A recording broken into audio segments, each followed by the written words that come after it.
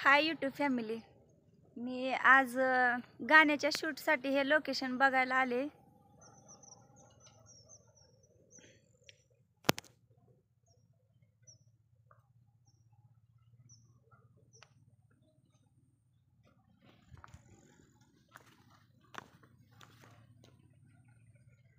छान आहे लोकेशन.